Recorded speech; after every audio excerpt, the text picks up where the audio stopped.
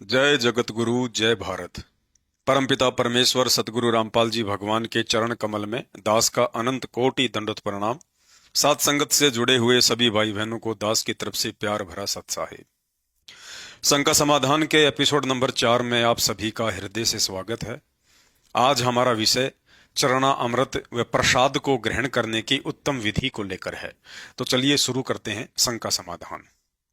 जब आप प्रथम बार नामोपदेश प्राप्त करते हैं तो आपको पीने के लिए चरणा अमृत की एक छोटी सी बोतल व मखाना प्रसाद का एक पैकेट मिलता है। परंतु साध संगत से जुड़े हुए भाई बहनों को छोड़कर आज भी संत रामपाल जी भगवान की 90% संगत को इस बात की सही जानकारी नहीं है कि चरणा अमृत व प्रसाद कब और कैसे ग्रहण करना होता है। तो चलिए शंका समाधान के इस एपिसोड नंबर 4 में जानते हैं कि गुरु चरण अमृत को ग्रहण करने की उत्तम विधि क्या है। प्रतिदिन नित्य नियम का पाठ करते समय पवित्र भक्ति बोध पुस्तक के पेज नंबर 23 पर हम पढ़ते हैं कि चरणा अमृत कदाचित पावे 84 कटे लोक सिंधावे। अर्थात प्रतिदिन गुरु चरणामृत पीने से जीव के 84 लाख योनियों के फंद कट जाते हैं। नाम उपदेश के साथ ही गुरुदेव भगवान का चरणा अमृत तथा आदरणीय गरीबदास जी महाराज जी के द्वारा लिखवाए गए सूक्ष्म वेद अमर ग्रंथ के पाठ की शब्द शक्ति युक्त मखाना प्रसाद हमें प्रतिदिन प्रसाद रूप में ग्रहण करने के लिए दिया जाता है। इन्हें आप सुबह उठते ही आरती से पहले या आरती के बाद ग्रहण कर सकते हैं। उपदेश के बाद आश्रम से चरणा अमृत से भरी हुई जो प्लास्टिक की एक छोटी सी बोतल मिलती है, उस बोतल में से मात्र कुछ बूंद या एक ढक्कन चरणा अमृत किसी अन्य साफ सुथरी 1 या 2 लीटर की बड़ी बोतल में डालकर ऊपर से सादा पानी डालकर भर लें तथा आश्रम से मिली हुई छोटी वाली बोतल को दरबार साहिब या अलमारी में ढक्कन लगाकर सुरक्षित रख दें।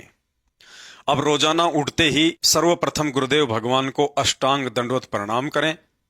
उसके बाद एक छोटा कप या गिलास लेकर चरणा अमृत की बड़ी वाली बोतल में से उसे आधा भर लें। अब उस कप या गिलास को दोनों हाथों से पकड़कर जमीन पर घुटनों के बल बैठ जाएं तथा गुरुदेव भगवान से यह प्रार्थना करते हुए कि हे परमपिता परमेश्वर, आपके चरणों का अमृतपान इस दास को यूं ही मिलता रहे। दास के अंतःकरण में विनम्रता व आधीनता प्रवेश करने की दया करें। इस तरह प्रार्थना करते हुए तथा अपने गुरुदेव भगवान को ही इष्ट रूप में मानकर चरणा अमृत के कप को होठों से लगाकर एक बार में ही पूरा ग्रहण कर लें। उसके बाद आपको प्रथम मंत्र या सतनाम जो भी मंत्र प्राप्त है उस मंत्र का इच्छा अनुसार घुटनों के बल बैठे बैठे ही 1 या 2 जाप करें। जाप करने के बाद खुली आंखों से सामने रखे हुए गुरुदेव भगवान के स्वरूप के दर्शन करते हुए अष्टांग दंडवत प्रणाम करें। अष्टांग दंडवत प्रणाम करने के बाद उस खाली कप या गिलास में थोड़ा सा सादा पानी डालकर फिर से हिलाकर ग्रहण कर लें तथा गिलास को स्वयं अपने हाथों से धोकर रख दें। उसके बाद मखाना प्रसाद के 2-4 दाने भी प्रसाद रूप में ग्रहण कर लें। लेकिन ध्यान रहे, चरणामृत व मखाना प्रसाद को कभी भी खड़े होकर ग्रहण ना करें। ऐसा करने से प्रसाद का अनादर होता है। भाई और बहनों, मखाना प्रसाद को आप जी दिन में तीनों समय की आरती के बाद में थोड़ा थोड़ा अवश्य लें, जबकि चरणा अमृत को केवल सुबह के समय ही लेना है। शंका नंबर 2, नाम उपदेश के बाद पीने के लिए गुरु चरणा अमृत क्यों दिया जाता है। नाम उपदेश के बाद साधक को सतगुरु का चरणा अमृत देने के पीछे का कारण है भगत के अंदर जाति, धर्म, कुल, गोत्र, पद, प्रतिष्ठा या धन अभिमान जैसे हर प्रकार के अहंकार को खत्म करके उसे भक्ति के योग्य बनाना। जैसे मीराबाई को नाम दीक्षा देने से पहले कबीर परमेश्वर सतगुरु रामपाल जी भगवान ने दूसरा रूप भगत रविदास जी का बनाया और कुछ ही दूरी पर जाकर बैठ गए। जब मीराबाई उपदेश लेने के लिए आई तो परमात्मा ने कहा कि उधर भगत रविदास जी बैठे हैं, उनसे जाकर नाम दीक्षा ले लो। परमात्मा यह देखना चाहते थे यदि मीराबाई भक्ति योग्य आत्मा है तो जाति के अभिमान को त्याग कर रविदास जी से उपदेश प्राप्त कर लेगी, क्योंकि रविदास जी चमार जाति से थे और मीराबाई राजपूत जाति से थी, क्योंकि उस समय जाति पाति का समाज में बहुत ज्यादा प्रभाव था। उपदेश से पहले रविदास रूप में कबीर परमात्मा सतगुरु रामपाल जी भगवान ने कहा कि मीराबाई, सोच समझकर उपदेश लेना। मैं चमार जाति से हूं और आप ठाकुरों की लड़की हो। कल को समाज बहुत कुछ बातें सुनाएगा और यदि उपदेश लेने के बाद अपने गुरुजी के मन में जरा सा भी दोष उत्पन्न हो गया तो सारी भक्ति कमाई नष्ट हो जाती है। मीराबाई ने कहा कि आज से आप मेरे पिता और मैं आपकी बेटी। भाड़ में जाए समाज, मुझे आत्म कल्याण करवाना है। तब रविदास रूप में परमेश्वर सतगुरु रामपाल जी भगवान प्रसन्न हुए और मीराबाई जी को उपदेश दिया।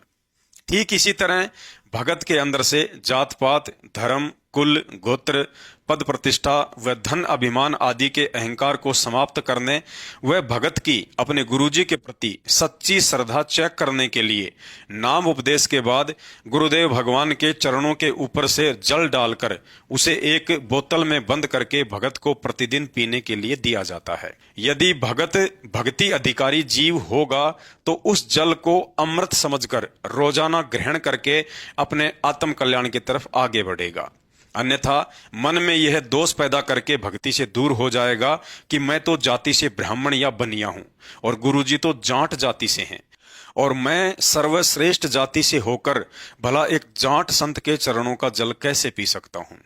आदरणीय गरीबदास जी महाराज अपनी वाणी में कहते हैं, गुरु को मानुष जो जाने और करे चरणा अमृत को भी पान, ते नर नरक में जाएंगे युग युग बने समान। अर्थात गुरुजी को अपने जैसा सामान्य व्यक्ति या संत समझकर चरणा अमृत ग्रहण करने वाला भगत या भगतमती भक्ति करते करते भी मरने के उपरांत नरक में तथा उसके बाद कुत्ते की योनि प्राप्त करते हैं। अतः चरणा अमृत अवश्य लें, परंतु हृदय से अपने गुरुदेव को ही एकमात्र पूर्ण ब्रह्म कबीर परमात्मा स्वीकार करके कि इनके अलावा और दूसरा कोई कबीर भगवान नहीं है।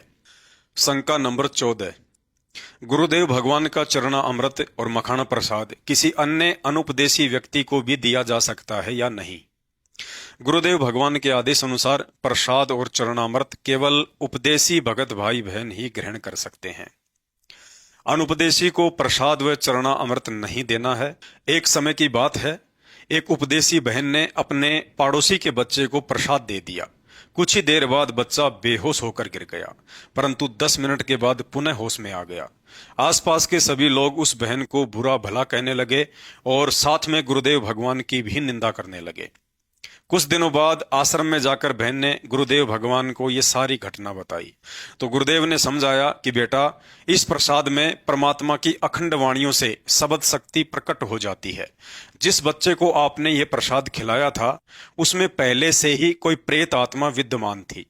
प्रसाद शरीर के अंदर जाते ही सूक्ष्म रूप में प्रेत के ऊपर शब्द की चोट पड़नी शुरू हो गई और वह बाहर निकलने का प्रयास करने लगा। इस प्रक्रिया में बच्चा बेहोश हो गया था। उस दिन के बाद से गुरुदेव भगवान ने सारी संगत को यह आदेश दिया कि प्रसाद और चरणा अमृत किसी भी अनुपदेशी व्यक्ति को नहीं देना है, अन्यथा आप भी मुसीबत में आ जाओगे और आपके गुरुदेव को भी लोग भला बुरा कहेंगे। शंका नंबर 15, क्या उपदेशी भगत अपने छोटे छोटे अनुपदेशी बच्चों को प्रसाद और चरणा अमृत पिला सकते हैं? ज्ञान आधार कहता है, यदि आप उपदेशी हैं और आपका बच्चा या बच्ची 3 वर्ष या उससे कम उम्र का है तो प्रसाद और चरणामृत पिला सकते हैं। जब बच्चा 3 वर्ष से ऊपर का हो जाए तो गुरु आदेश अनुसार उसे तुरंत ही उपदेश दिलवा कर ही चरणामृत और प्रसाद देना चाहिए। शंका नंबर 16, क्या उपदेशी माता पिता के छोटे छोटे अनुपदेशी बच्चे भी आरती और मंत्र जाप कर सकते हैं? गुरुदेव के भक्ति विधान अनुसार जब बच्चा 3 वर्ष का हो जाए तो उसे नाम उपदेश दिलवा देना चाहिए। यदि आपका बच्चा 3 वर्ष से कम उम्र का है तथा जब आप मंत्र जाप करते हैं और साथ में बच्चा भी बैठ जाता है या माता पिता की देखा देखी मंत्र बोलने लग जाता है तो ऐसे में माता पिता को दोष नहीं लगता है। लेकिन ध्यान रखें, माता पिता ने अपनी तरफ से बच्चों को मंत्र जाप करने के लिए नहीं कहना है। बच्चा स्वयं की मर्जी से जैसे भी करे उन्हें करने दें, परंतु बच्चा 3 वर्ष के ऊपर की उम्र का होते ही गुरुदेव भगवान से उसे नाम उपदेश अवश्य दिलवा देना चाहिए। ठीक इसी प्रकार उपदेशी माता पिता अपने 3 वर्ष या उससे कम उम्र के बच्चे को हाथ में रक्षा सूत्र व गले में लॉकेट भी पहना सकते हैं तथा चरणामृत और प्रसाद भी खिला सकते हैं। शंका नंबर 17, क्या उपदेशी भगत या भगतमती 3 वर्ष से कम उम्र के अपने बच्चों के अलावा अपने देवर, जेठ या आड़ोसी पाड़ोसी के अन्य बच्चों को प्रसाद और चरणा अमृत दे सकते हैं? गुरुदेव भगवान के आदेश अनुसार भगत या भगतमती ने किसी भी अन्य अनउपदेशी के बच्चों को, चाहे छोटे हों या बड़े हों, किसी को भी मखाना प्रसाद और चरणा अमृत नहीं देना है। शंका नंबर 18, यदि रक्षा सूत्र, चरणामृत और प्रसाद समाप्त हो जाए तो क्या करें, कहां से लाएं? गुरुदेव भगवान के आदेश अनुसार यदि रक्षा सूत्र, चरणामृत व प्रसाद समाप्त हो जाए तो आपने कहीं से भी लाने की आवश्यकता नहीं है। गुरुदेव ने बताया कि आपने जिस बोतल में चरणा अमृत डाल रखा है, जैसे ही उसमें थोड़ा सा चरणा अमृत शेष रह जाए, उसी समय बोतल में ऊपर से सादा पानी डालकर फिर से भर लें। इस तरह से आप चरणा अमृत को बढ़ाते रहिए। ठीक इसी तरह मखाना प्रसाद जब थोड़ा सा शेष रह जाए तो बाजार से 250 या 500 ग्राम प्रसाद लाकर उसमें डाल दें। ऊपर से डाला गया प्रसाद अंदर बचे थोड़े से प्रसाद के संपर्क में आते ही शब्द शक्ति से चार्ज हो जाता है, क्योंकि भक्ति मार्ग में जैसा गुरुदेव भगवान ने कह दिया वैसा ही हो जाता है। इसी तरह जब रक्षा सूत्र खत्म होने वाला हो तो उससे पहले ही बाजार से रक्षा सूत्र खरीदकर उसे पहले से बचे हुए रक्षा सूत्र से टच करके काम में ले सकते हैं। अर्थात बाजार से लाया हुआ नया वाला रक्षा सूत्र पुराने वाले रक्षा सूत्र से टच करते ही शब्द शक्ति से चार्ज हो जाता है। जिस तरह पारस के छोटे से टुकड़े से यदि 10 टन लोहा भी टच कर दिया जाए तो वह सारा ही लोहा सोना बन जाता है, जबकि गुरुदेव भगवान का आदेश तो पारस से भी असंख्य गुना अधिक प्रभावी है, क्योंकि संत वचन पलटे नहीं, चाहे पलट जाए ब्रह्मांड। शंका नंबर 19, यदि रक्षा सूत्र पुराना हो जाए, टूट जाए या गुरुदेव भगवान की तस्वीर खराब हो जाए, गीली हो जाए या फट जाए तो उनका क्या करें? गुरुदेव भगवान ने बताया कि ऐसी स्थिति में रक्षा सूत्र या अपने गुरुदेव भगवान की तस्वीरों को कहीं भी डाल देने से उनका अनादर होता है। अतः ऐसी स्थिति में रक्षा सूत्र तथा तस्वीरों को घी लगाकर किसी पात्र या साफ सुथरी जगह पर रखकर अग्नि में सवा कर देना चाहिए तथा बची हुई राख को जमीन में गड्ढा खोदकर दबा दें या किसी नदी या नहर के बहते हुए पानी में जल प्रवाह कर दें। तो शंका समाधान में आज केवल इतना ही। शंका समाधान के और अधिक वीडियो देखने के लिए हमारे Facebook page Pawan Das is live Manav Dharmi Pawan दास को फॉलो करें। वीडियो अच्छा लगे तो शेयर करें। बंदी छोड़ सतगुरु रामपाल जी भगवान की जय हो।